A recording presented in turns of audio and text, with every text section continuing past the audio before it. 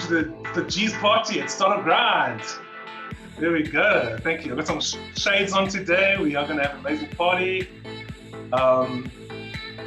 Looking forward to having some insights coming through today.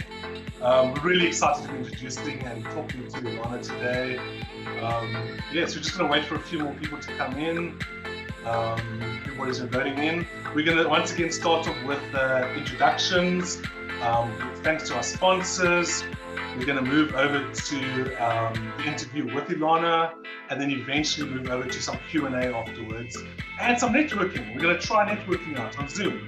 I haven't done this before, so this is going to be quite exciting. I'm really excited to see some old faces on here. So, here we go. Please do tweet Startup Grind, hashtag Startup Grind, hashtag SGWomen. You'll see that as you tweet, it'll pop up here on the screen, hopefully. So there we go. Yeah, I see some really great old faces coming in here. Yeah, exactly. This is really great.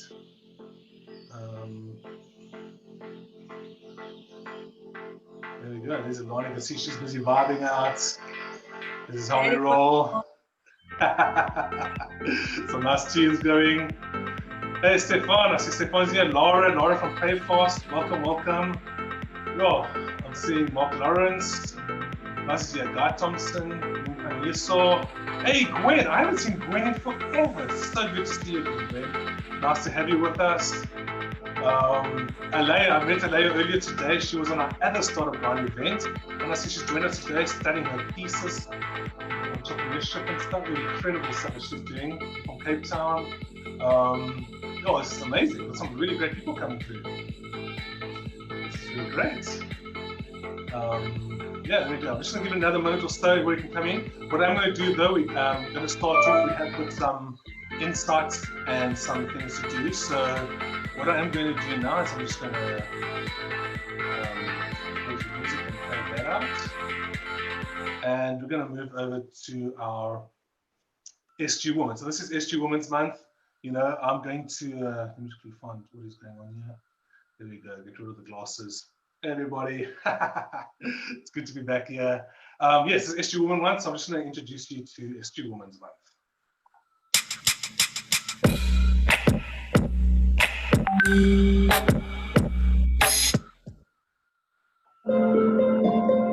Every year, Startup Grind hosts our SG Women Leaders Month, proudly recognizing the accomplishments of successful women leaders all over the world. These women are founders, venture capitalists, engineers, executives, educators, and more who represent our community all around the world. This month's SG Women Month is proudly presented by Google for Startups and Silicon Valley Bank. There we go. So, SG Women Month, we are going to be actually listening to the incredible story, the Patron Way, the untold story from Ilana. But before we get to that story, just a massive thanks to our sponsors. One of our oldest sponsors, Payfast. They have been supporting us since 2013. So it's been several years here in Cape Town, in South Africa. Credible company to help payments and payment systems within Cape Town, within South Africa, actually, to handle all payment sorts. And they've got some really cool, and they're actually one of the first to actually do Bitcoin, which was really a great thing. And then we have got, of course, AWS. They're one of our partners, and we've been doing some really great things with them in Africa. So I just want to play you this little video clip from them. There's a reason why for the last 13 years, startups overwhelmingly prefer to build on top of AWS. We have the largest number of services, making it easy for you to take on some of the biggest challenges with the smallest teams. We also have partnerships with the top VCs, accelerators, and incubators around the world, making it easier to secure your next round of funding. I'm a solution architect with the AWS Head Start program. What we do is we work with startups in the education sector, and we help them build their services on AWS. So We Power Tech is AWS's diversity and inclusion outreach program. The program is really twofold. One is to increase the number of underrepresented technologists within the industry, and the second is to provide a platform for them to be seen and heard. If you're wondering how the AWS evangelism team might be able to help your startup, there are many ways. We're technically credible across our entire catalog of products, so we can help you figure out which services might be able to meaningfully impact your business. We also want to help tell your story. So if you're building something cool, we want to know about it and help spread that message to the world. So you might end up on stage at an event like AWS Summit. If you're a startup, you should also definitely check out the Aws Lofts. These are event spaces that are free to anyone with an AWS account. And you can treat them like co-working spaces, but the awesome thing about them is that we also have people like technical evangelists like myself, solutions architects that come and give hands-on technical workshops and sessions to help you learn how to more effectively utilize the AWS products and platforms that you're already building on top of. We are a dedicated team of people that love startups, that we just want to come and help you with whatever we can, whether it be technical or business focused. We are here to help guide you and make sure that you do have a say in what's going on. We do get your feedback. We do bring that feedback to the service teams. That is what we're here for. So that's AWS. We will be actually sending out some links in that over the course of the next few months, where you will be able to get some great AWS cloud credits, but also support from these incredible AWS experts. So do keep on check. Do subscribe to our newsletter. Just by attending our events, if you don't subscribe to our newsletter, you don't get automatically added to our events because of GDPR compliance. So make sure you tick the box that says, yes, I want to subscribe. Okay. Another one of our partners is Skuman Law. They've actually got a really great, besides being a great law firm, they've actually got a really great offering for startups. So just a little video on what they have to offer the startups.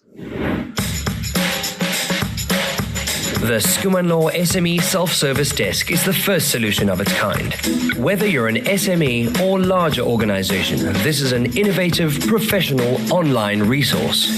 You can either download documents individually as you need them and pay for what you use, or you can sign up for a monthly subscription for 12 months. The second option is only available for users from pre-approved organizations. To use the self-service desk, simply go to skumanlaw.co.za/online legal services and register or log in. If you are registering and logging in for the first time, you'll receive a welcome email to complete your registration and login. On the dashboard, you will be able to view the range of agreements and documents you can use for free or at a fee. Select the agreement or document you wish to use and make sure that you have all the information you need indicated in the pop-up to start the process. If you are a transactional user, simply finalize payment, complete, and your agreement will be ready for download. Implement and have peace of mind. As simple as that. If you have any specific documents you wish to create, contact us for a bespoke quote. So that's Skuman Law. Nicolene, I see Gwen stating, and Nicolene is great. She really is, and their startup and their applications they do are really incredible. So yes, okay, so over to the moment we've all been waiting for, the interview with Ilana. Ilana and her partner at the time started Patron. It's a little known story, nobody knows this. And they started this right out way back in the day before there was even a thing called premium brands or premium tequila. And we are really excited to have her. She's zooming all the way in from Los Angeles. So yeah, as mentioned, please do tweet #StartupGrind or #StartupGrindWoman or both. And that will allow you to get on the screen. You can see over here the nice little screen with the tweet at the bottom. So do anything, tweet over there, ask your questions on there. The other place to ask questions is in the Zoom chat. So welcome to ask questions here. Welcome to ask here. Smiley face. There we go. Do drop your questions in there, and then we can address that either during the course of the interview or afterwards, and we will be doing a Q&A session. All right. So Ilana, can everybody hear Ilana? Just Ilana, say something. Say how's it? Hi everybody. Nice to be here. I hope you all have some kind of tequila drink, because it isn't morning for you. Some tequila for South Africa and Patron. and some coffee for those in LA, or tea. I don't know what is the going thing. What do people drink in LA these days? They've always got the latest drinks. What's the latest drink that's happening in LA? Well, I mean, the big thing for the last few years has been, very fancy cocktails, and the pouring and doing all these different kinds of cocktails. But I'm out of it. I'm not really in it. I drink it. I'm not pouring it in a bar anymore. You're no longer part of that. That's amazing. You're now doing financial services and working with companies, and you've got, like, I believe, over 2,000 clients you're busy having relationships and working with. But I want to focus us back and take us right to the beginning. First of all, who is Ilana? Where were you born? What was life like at the age of, I don't know, 3 or 4 years old? And then why did you move? Why did you move to America? I was born in Joburg and grew up and actually grew up in a little town called Florida. Yeah, in Joburg. Yeah, I know it. Yeah, it's right near Joburg. It's probably part of Joburg these days. But I had a just very normal, loving upbringing with both parents home. My mother was a Holocaust survivor. My father was a German Jew, but he was German and she was from Poland. So I had foreign parents, and they were foreign, but they were fun. So no, I had a very loving upbringing, and I didn't excel that great at school. I struggled through school, and I actually grew up thinking I didn't have very much going for me, just because I struggled so much. But then once I got out of the school system, I seemed to blossom, because I guess I have the natural entrepreneurship, I guess, for lack of a better description. So once I could start just doing my own thing as far as spreading my wings in the business arena, I excelled. Wow. In South Africa, I actually worked in the music industry. Oh, wow. I didn't know that. Yeah, I worked for Gallo and all of that stuff. But I traveled the world. I lived in London for a couple of years. And once I did that, I couldn't go back to South Africa. I went back just to close the doors, basically. And my sister had immigrated to America with her 2 kids and her husband. And that was my only surviving family. I lost both my parents at 18, 3 months apart, which in South Africa, I was really young at 18. And I think I went a little bit wild for a while and then came back to center. So I came to America basically because that was my only family, my sister and her husband and kids, who I'm really, really close to. And I never had kids. So her kids have always been my kids, and now her grandkids are my grandkids. So the family continues. Yeah. I get to play that part, and then I go home and I don't have to worry about it. That's amazing. So you moved over to America, and you're traveling the world. You had some experience behind you, but you moved there and you met this guy called Martin Crowley. Can you talk a bit about how did you guys meet? And I will backtrack for 1 second. Losing our parents at 18 did one really good thing for me. I had no plan B. So from 18 on, I had to figure it out as far as living goes. And I think that in that regard, it was an amazing thing because, by 18, I had to figure it out. And I never had to scrub floors, if you know what I mean. I did legitimate, good earning jobs. Then I came here, and I was here for many years before I met Martin. I was in the entertainment industry here. And then I met Martin, and it was just this magical connection on every level, just immediate and utter. And we never left each other's side from the day we met. That's amazing. He was a true entrepreneur, to the point of, if he had some idea, I would shudder, because I knew it wasn't if, it was how, Yeah, it's like, we're going to make a plan. This is going to happen. Other people thought that he was a big talk because he would talk about his ideas, and I would just go, oh God, here we go. Wow. Wonderful to be, his sidekick, because I went along for the ride. And as I say in my book, I've never had a dream of my own. I never dreamt of any particular thing I wanted to be or do. So, with someone like Martin, I could hop onto his dream and it became mine.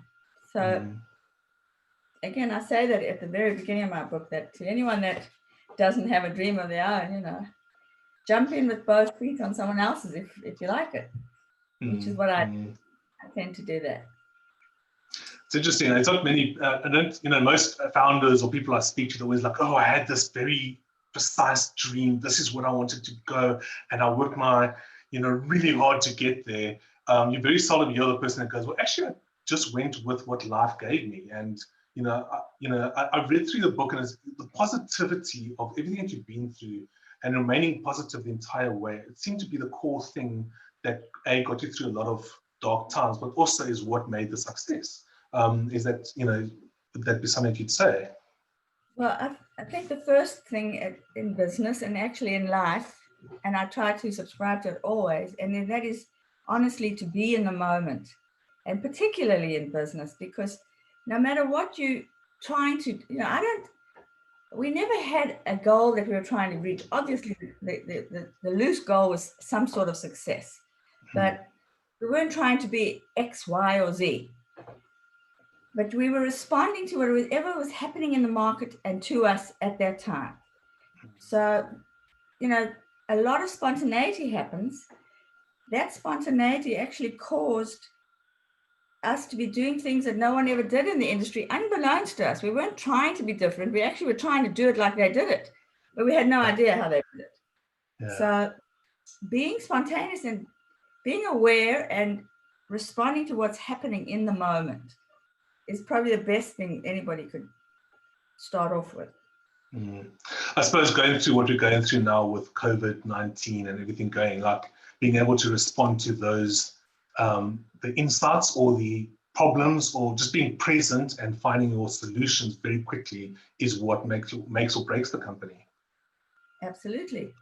Patron was sold to Bacardi a year ago, so that they are handling it. But immediately with the pandemic, Bacardi stepped up, and that they maintained, in America, I'm not sure if it was done globally or not, they maintained all the bartenders and bars, or retained, say, which was pretty fabulous.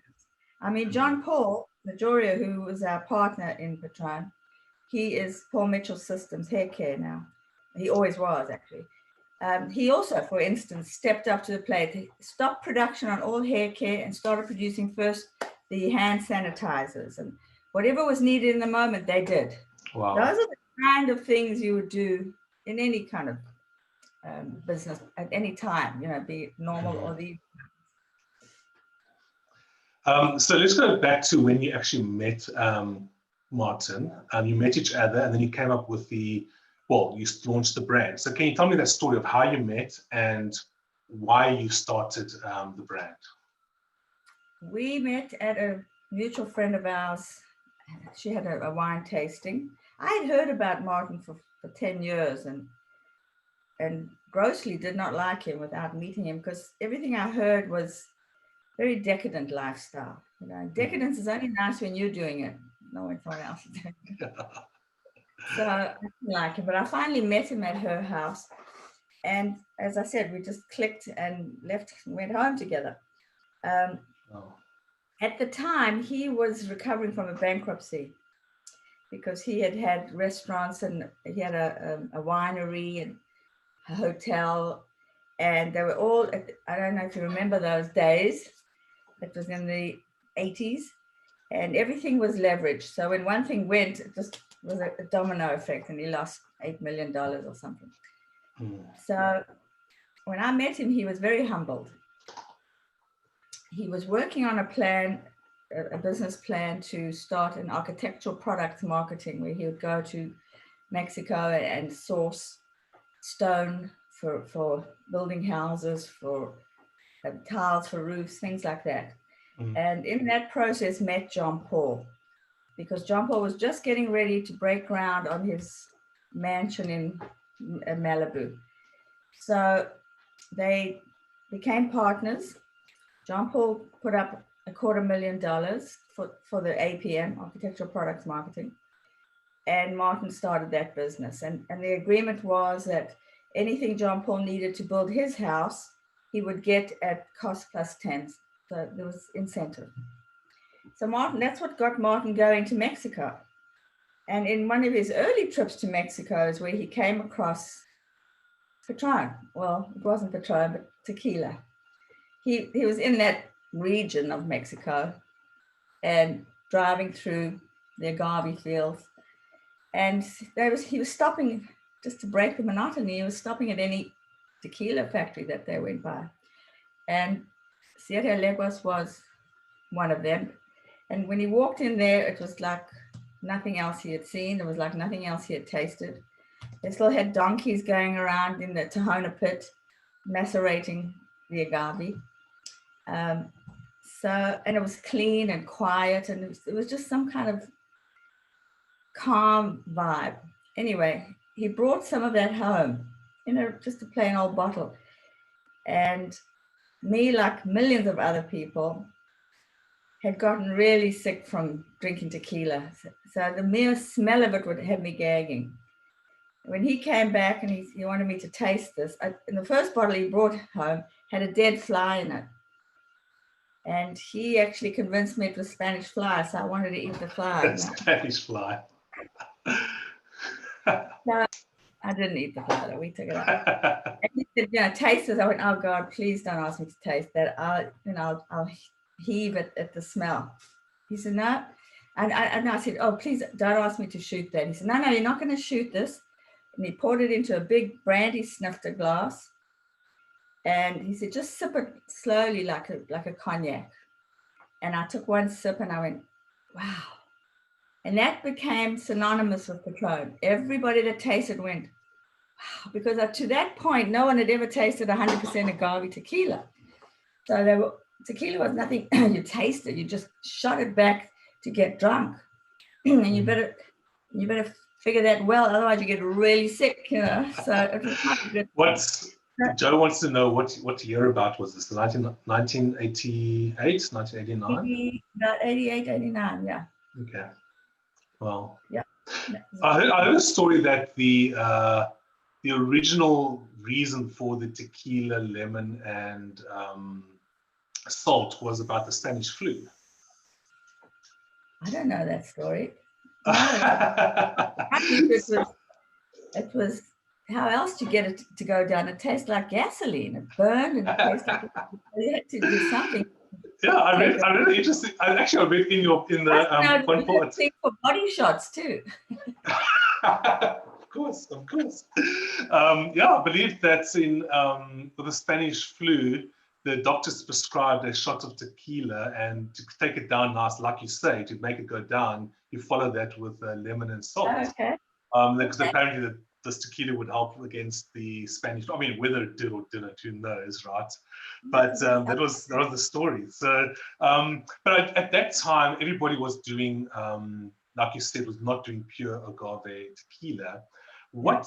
Is champagne similar? Is tequila similar to champagne, where it has to be a certain percentage, or maybe a percentage plate, or what is the story there? Well, there's a lot is similar to champagne. First of all, you cannot call it tequila unless it comes from Mexico. So Mexico owns the name, just like France owns the name champagne. Yeah. So in California, we have California champagnes. We're not allowed to call them champagnes. They're called other things. Not advertising here.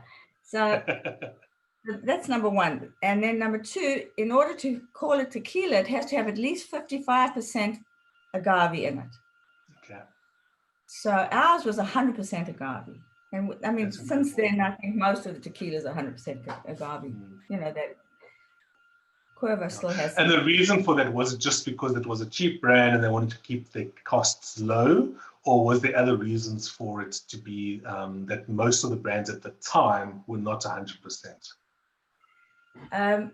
No, I guess it hadn't occurred to them to go 100%. Yeah, probably because agave is a commodity. So the plant. So I think that's part of it. Oh. I mean, I don't remember what year, but we were well into it, maybe the mid-90s, where Cuervo caused a major problem because the tequila board in Mexico, they could see that from the amount of agave that Cuervo was buying, it was impossible for them to have more than 2%. in their drinks. So the rest was just grain alcohol. Whoa. So they gave them 6 months to either bring it up to 55% or take the word tequila off the label. So what Cuervo did is they went out and they bought up all their agave. Again, there was no planning, it was just luck on our part. The factory that was making Patron for us, the husband, who was the ex-mayor, owned his own, he had 1 million agave plants, and that's where we got our supply from. So it didn't affect us, but it certainly affected the tequila industry. People couldn't get agave, and the ones that could, the price was just jacked up to such a degree, it was ridiculous. That's crazy. But that's what they single-handedly changed. Sorry, I had to just change positions. That's all good. That's incredible. That must mean that. So you had your own supply because you had that farm that was able to supply you, but the distribution must have been a problem when you were running this, especially in the beginning. How did you overcome those troubles? Yeah, that's the biggest problem in any liquor brand. We had our gift, I guess, was John Paul. He was very well known because he did all his own ads, and so he was very well known. So is the brand. So the first distributor that we went to was called Wine Warehouse. It was a very small distribution, and it was only in California, and at that time only did wine. But John Paul knew someone there, so him and Martin went when they were having a sales meeting with all their sales staff. And John Paul is a marketing maven. I mean, he's fabulous. That's his absolute gift. He just gets you so into something. So, of course, they walked out of that meeting with a distribution deal. That's incredible. It was fantastic because at the time, well, it was just California. California is the biggest market in America. But, to start off, I see brands even now, and I was helping a Scotch brand recently, and they wanted to open up in every state. And I said, you can't do well in, you need to, take those small steps. Yeah. They didn't, and they didn't make it. So, they should have listened. I won't get into that. But yeah, so those are the things that we had. You absolutely had luck as well. It wasn't just hard work. You need a little bit of luck. And John Paul brought a lot to the table. He had nothing to do with the day-to-day running of anything. But he, in the early years, he never went anywhere without a bottle of Patron in each hand. And where he was going was, celebrity-driven stuff in all the right circles. So that's how we got a lot of celebrities following and supporters and talking about us in big interviews and stuff like that. You can't buy that. And getting in with those personalities, that was all through John Paul and his connections and creative marketing and ways to get onto different spaces. Right. Yeah. So, I mean, a lot of it was based on relationships. And I was reading through the book. I saw a lot about relationships, and everything was relationship driven because John Paul had these relationships. Because somebody had a relationship with the farm, you weren't affected by that. Relationships played a very big role in this entire operation. Major, in any business. I mean, in my financial business, I think that's what it's really all about, the people. If you don't have that, you don't have anything. It doesn't matter what the brand tastes like or is like. So no, relationships are a big deal. And I will say that Martin wasn't a soft touch sort of guy, When people met him, they didn't all like him. A lot of people didn't like him. So you might like him or not like him, but one thing's for sure, you wouldn't forget him. He made a serious impression, not necessarily one you want to be around, but so that's where I came in, because I had to soften that little hard edge, So I was more of the front person for that. They would push me to do that. Okay. Whenever we took meetings and heads of state in other countries, as we started expanding and stuff, it was me and Martin. It was never just Martin, because he was he was the kind of guy that would go, "Do you know who I am?" You know. Oh man, what a way to start a conversation. Exactly. I know. We got a question here from Mark. He's Mr. Patron Tequila on Instagram, and he wants to know so he says that there were some issues with the name that was sorted out, but do you have any more on the Patron bottle issue with Don Giuliano and how you were able to overcome that issue? So I'm not too sure. Okay. So those are two different issues. That there was never a bottle issue with Don Julio, because Don Julio started long after Patron, and Martin. Patron is the second bottle, I don't know as today, but at that time, it was the second time that any packaging bottle had gotten intellectual property. Yeah, the one before that was Coca-Cola bottle. That's crazy. So we had, that was covered from early days. So Don Julio, there were a few times, it wasn't just Don Julio, there were some small brands that we had to send cease and desist letters to because of their packaging. That never a bottle problem on that side. The name problem was, we started Patron, Martin just came up with the name, and then we were actually at that time getting the coffee, it's called XO Cafe, it's a coffee Patron, which we make in our own factories now, but at that time there was a different distillery making it for us. And he had, unbeknownst to us, he had registered the name in Mexico only. So we paid him and we bought the registration. He wasn't using it for anything. It was never sort of pulling your hair out, worrying about it. No. Okay, so it wasn't a bad thing. Martin came up, like you said, with the name Patron, but I know that a lot of the other creativity that went into, especially the design of the bottle. Can you talk a bit about why it was so important? I know that you played quite an influential role with that. Well, we both are what we call design junkies.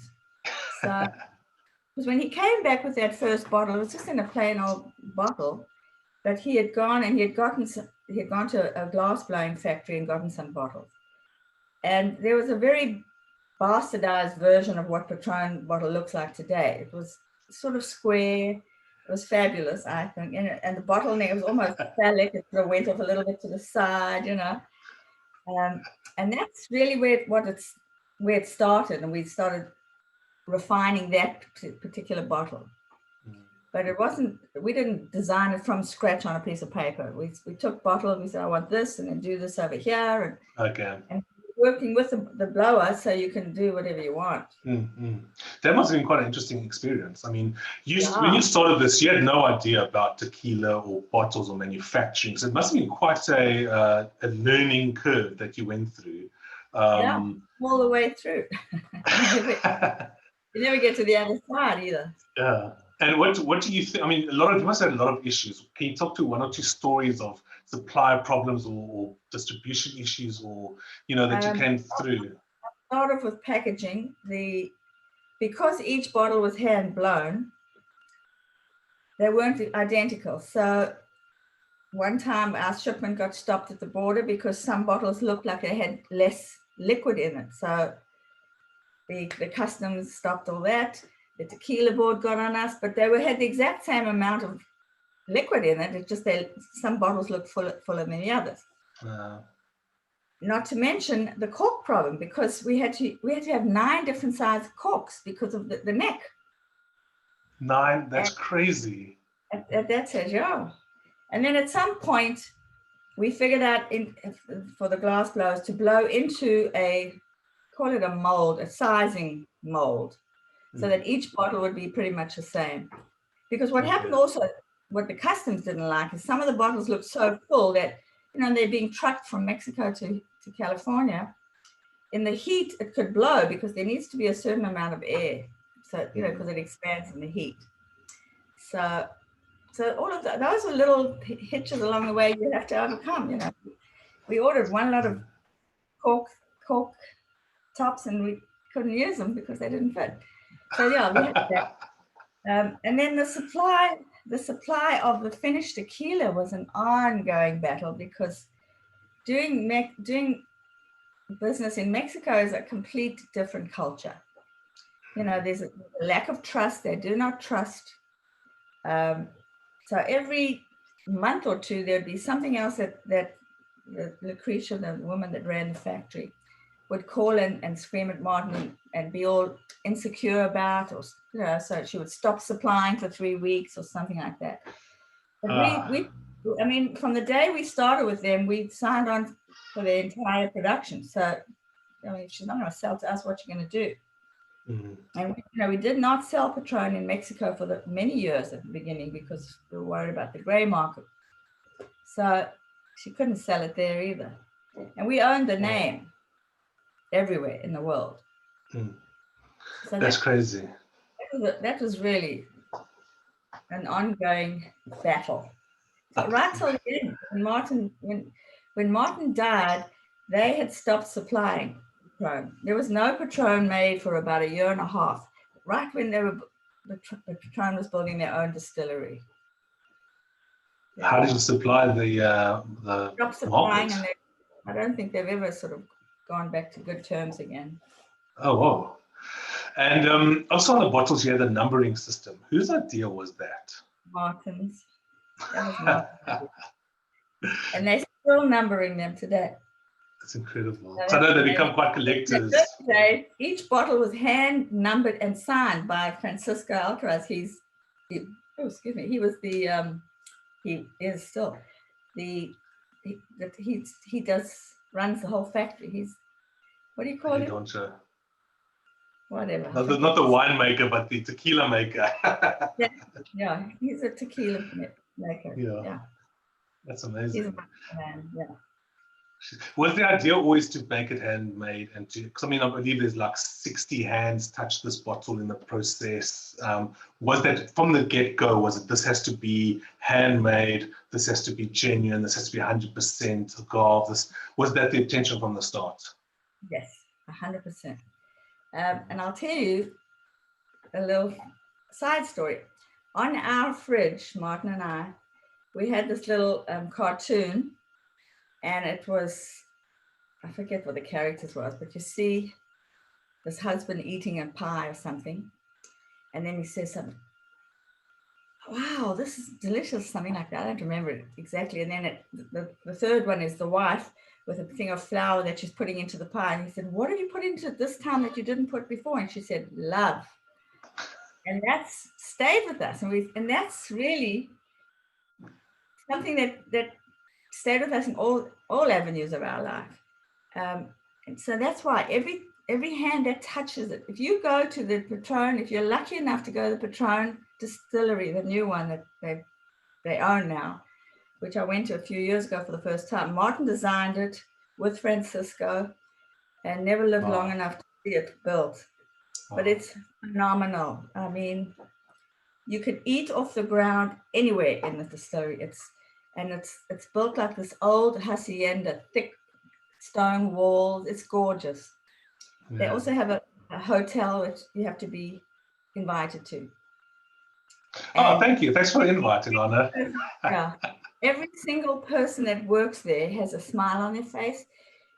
Patron, they come, the people that work come from all over the town, little towns that are quite far away. They have buses that go and pick them up at home.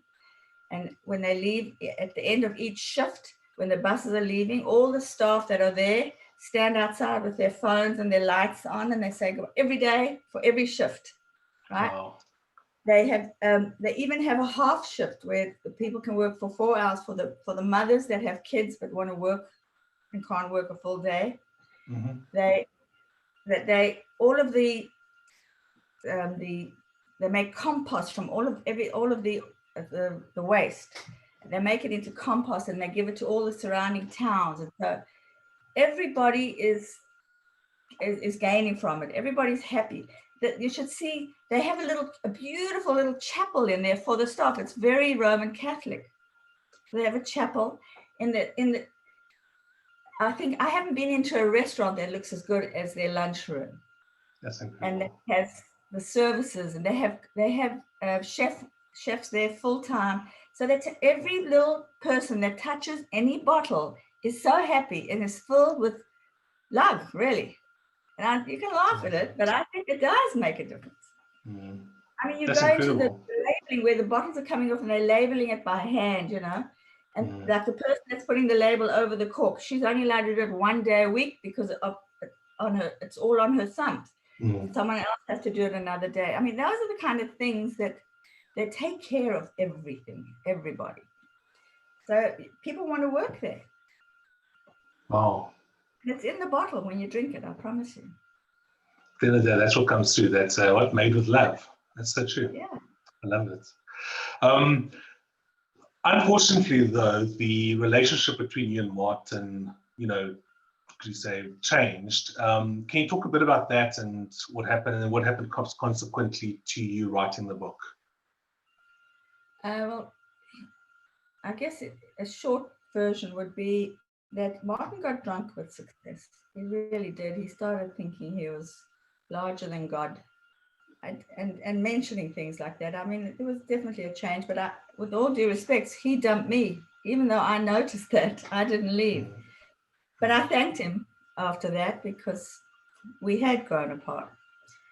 And we still lived together. We had bought another house for me, and I was going to fix it up. And he went on a trip, and the sheriff arrived with a kick-out order for me, and he just turned on me. And to this day, people say, what do you think it was? I don't know. I think he said, that the attorneys scared him, telling him what I could do, but I wasn't doing any of that.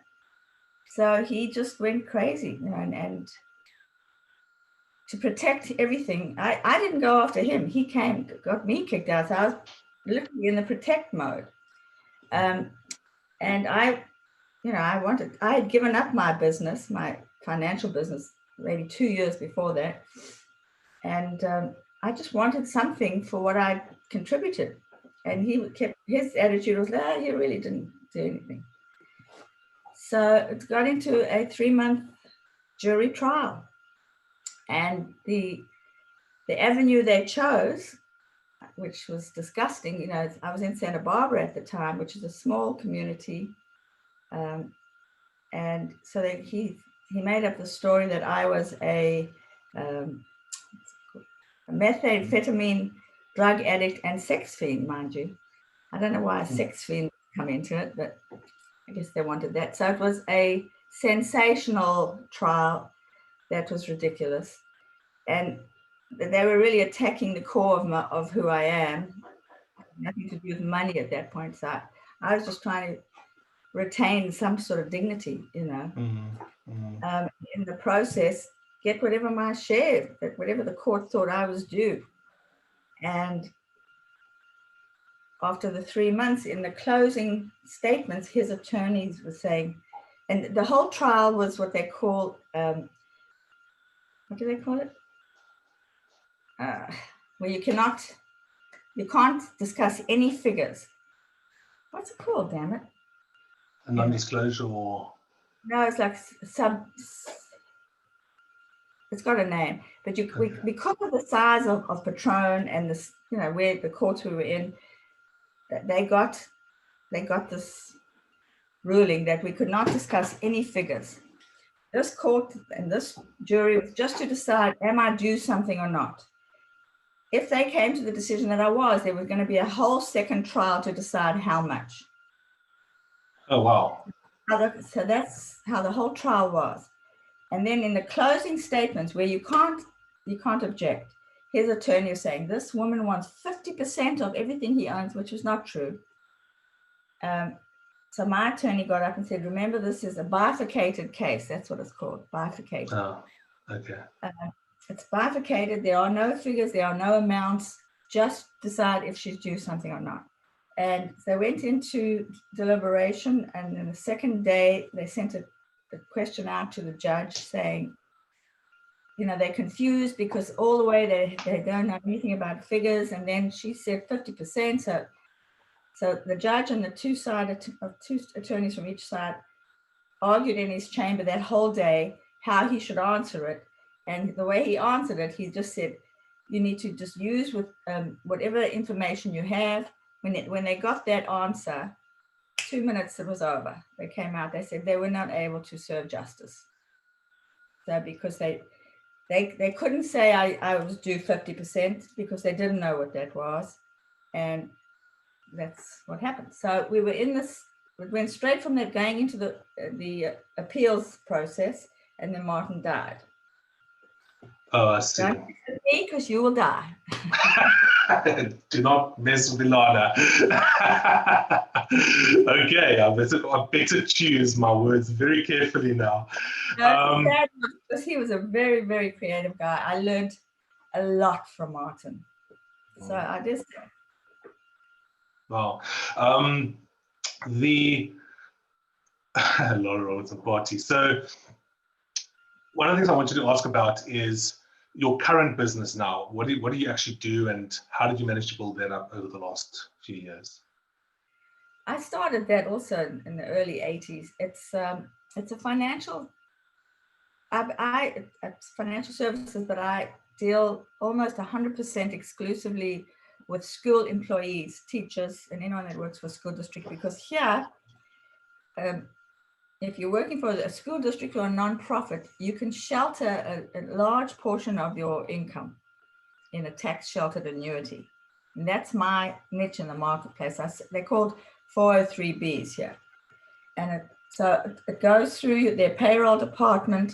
If they want to do $500 a month, we put paperwork into payroll, and every check, before they get it, 500 comes out and gets sent to whatever company we decide. And that's my business. That's the core business that I've been in. And that's why I have so many clients. They're not businesses, they're individual people. Okay. And then you manage the money that way. That's interesting. They're retirement annuities, basically. Yeah. Yeah. Any questions from the audience? Does anybody have anything they want to ask? Or we've got a few minutes left before we going to take questions now for the next, say, 5 or so minutes, depending on how many questions come through. Just drop them in the chat, please. Any questions that you want to ask. Also, remember to tweet #StartupGrind, #SGWoman. I see not many tweets that come through. Your story was so compelling and so interesting that nobody's been tweeting, which is a good sign.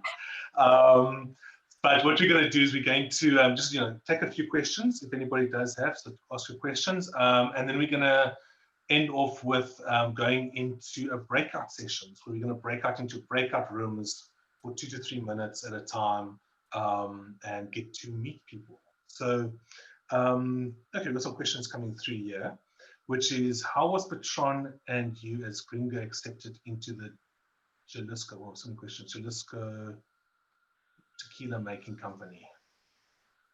Sorry, say that again? Joel wants to know, how was Patron and you as a gringa, non-Mexican, accepted into the Jalisco tequila making community? Jalisco, okay. Jalisco, first of all. Okay, Jalisco. We were, other than, well, we actually were accepted fine. Because it was a business, we made the distillery that was making our Patron initially, we made them gazillionaires. So no, nobody disliked us. Francisco, who was our chief blender, is very well respected in Mexico. He used to be on the tequila board, and he's a major scientist. So we had all the right, I think we had all the right connections, yeah. Relationships, once again. John Paul's known everywhere, so he's another. Your credibility is multiplied when you have that partner. Just for those that, you did mention this earlier, but for those that didn't realize that, Martin's business partner, Paul, he started Paul Mitchell, which is a very famous hairdresser salon products. Yeah. So, with that reputation, it helped. The next question here from Stefan, which is, how does Patron compare to like Espalon, KAH, Don Julio, etc.? Is there major differences? Yes. There is a major difference in all of them, and I'll tell you to the degree of this. So Sierra Leguas was making our Patron, and very quickly the demand outdid the supply. So we immediately had them. They themselves, we encouraged them, but they built a new factory right next door to theirs. So they were using the same water. Everything was identical. Obviously, the same supply of agave. The only difference was that the Tahona pit didn't have a donkey pulling it around. It was a machine pulling the stone around. The only difference. Same water, same everything. We could not match the tequila from the first factory with the tequila from the new factory. What? The other way around. Could not. From that day on, we had to blend Patron became a blend of the two factories because there was a difference. That's crazy. So, yeah. So by me telling you that, of course, when you have a different supply of water, agave, we bought only the highest caliber of the Weber Tequiliana blue agave. Now there's all different kind of agaves. Yeah. There's all different ways of doing it. We, to this day, I still call it we, although I have nothing to do with it anymore. It'll always be my baby. It's your baby. Yeah. To this day, that we still do it in small batches. When you go to the distillery, there's not massive, big batches. They're all small wooden fermenting tanks and whatever. Even the copper stills are small, the same size. And along the way, when we sort of increasing into bigger and supposedly better distribution, we ended up in bed with Seagram's. And of course, that ended up in another lawsuit. Yeah. One of many.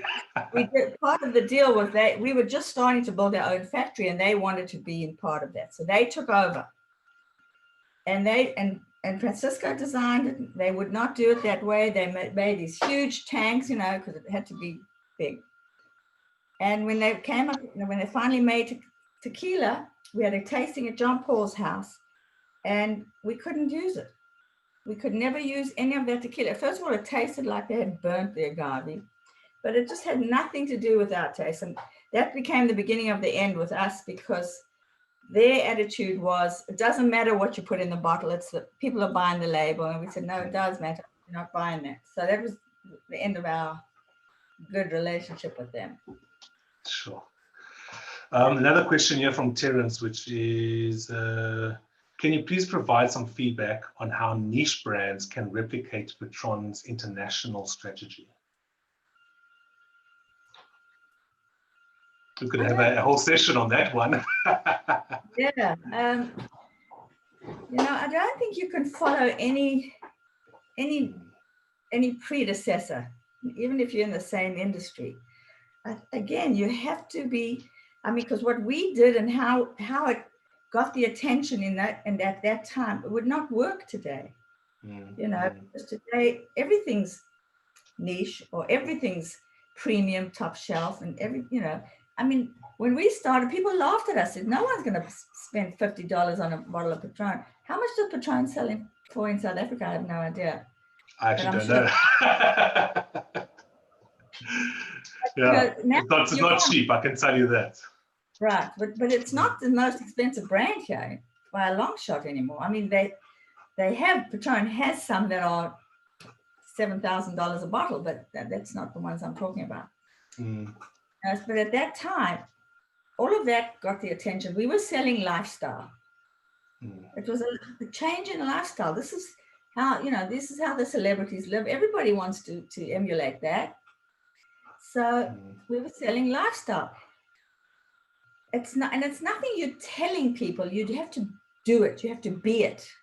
You have to live exactly what you're saying. Message is, watch me. Don't listen to me, basically. Yeah. Set your path. And you were trying to sell something that was 100% tequila, was double the price of any other brand at the time, and was coming from a small unknown place. It's like which nobody had ever sipped before. So we had to teach them how to drink it. Oh my gosh. They'd They always all shot shot it. Yeah. So now we're teaching them, Martin and I, that's how we started. We went at 5 o'clock every day of the week, we'd go to different bars, restaurants and bars, because they weren't full yet. And we'd walk in with a bottle of Patron, and Martin would tell the bartender, he said, what's the best tequila on the shelf? I want to buy you a shot of that. Whatever it was, they brought it down, and they brought 2 glasses. Martin poured Patron, and he said, don't shoot it, just, we started right from then. Teaching, we had to teach the population how to drink Patron, to sip it. And what did they say when they did the Aws? Wow. And that's all made with love. they could taste the love in it. Yeah. That's incredible, man.